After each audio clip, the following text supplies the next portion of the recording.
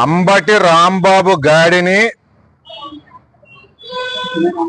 ఏ తిట్టు తిట్టాలన్నా ఆలోచిస్తున్నాం, ఏ జంతువుతో పోల్చాలన్నా ఆలోచిస్తున్నాం.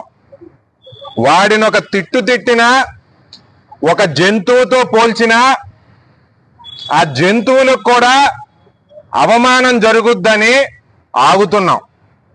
ఎవడ్రా నువ్వు మాట్లాడే భాష ఏంటి?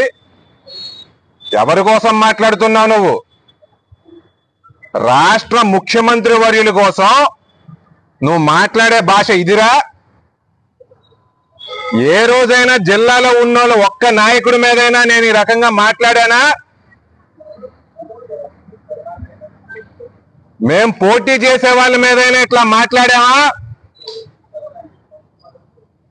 ఒక మండల స్థాయి నాయకుడి గురించి కానీ, గ్రామ స్థాయి నాయకుడి గురించి కానీ 6 సంవత్సరాల్లో నేను ఇట్లా మాట్లాడానా? ఏంట్రా నువ్వు? ఎవడివి నువ్వు? పార్టీల మధ్య చిచ్చు పెడతావా? ప్రజల మధ్య చిచ్చు పెడతావా? మా మనోభావాల్ని ఈ రకంగా దెబ్బతీస్తావా? నీ కుటుంబాన్ని ఎవడైనా ఎట్లా అంటే నీకు ఎట్లా ఉంటది? మేము ఈ రోజున పోలీస్ స్టేషన్కి వచ్చి ఒక కంప్లైంట్ ఇవ్వడం అనేది జరిగింది.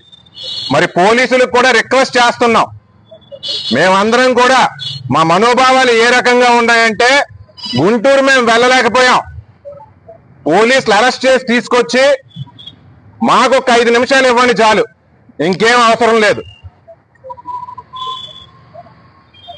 అలాగే రెండో విషయం,